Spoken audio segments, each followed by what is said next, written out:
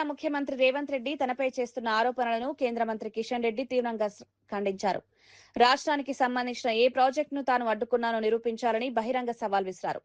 తనపై చేసిన ఆరోపణల నిజానిజాలను నిర్ధారించేందుకు సీనియర్ జర్నలిస్టులతో ఒక కమిటీ ఏర్పాటు చేయాలని సూచించారు. ఆ కమిటీ పూర్తి స్థాయిలో విచారణ చేసి వాస్తవాలను ప్రజల ముందుకు తీసుకురావాలన్నారు. అదే సమయంలో కాంగ్రెస్ ప్రభుత్వంపై కూడా కిషన్ రెడ్డి తీవ్ర విమర్శలు చేశారు. రాష్ట్రంలో మంత్రులు అవినీతికి పాల్పడుతున్నారని ఆరోపించారు. వ్యతిరేకత నుంచి దృష్టి మళ్లించేటువంటి ప్రయత్నం, నాకు తెలంగాణలో ఎదురు లేదు, నేనే ఉండాలి, ఆయన బాజాప్తా చెప్పుకుంటాడు.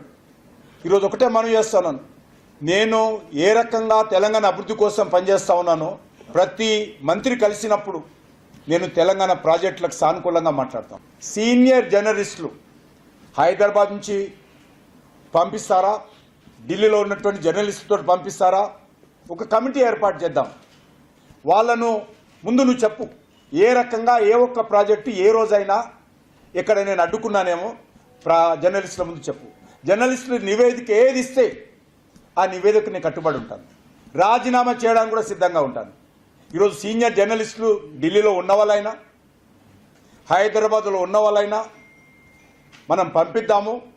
మీరు వాళ్ళు ఏ మంత్రిత్వ శాఖకి వెళ్తారా, ఏ అధికారి దగ్గరికి వెళ్తారా, ఏ ఫైల్ చూస్తారా, ఏ వ్యక్తి దగ్గరికి వెళ్తారా, నిరూపించు. నీకు తెలిసినటువంటి సాక్ష్యాలు ఏదైనా ఉంటే నిరూపించు.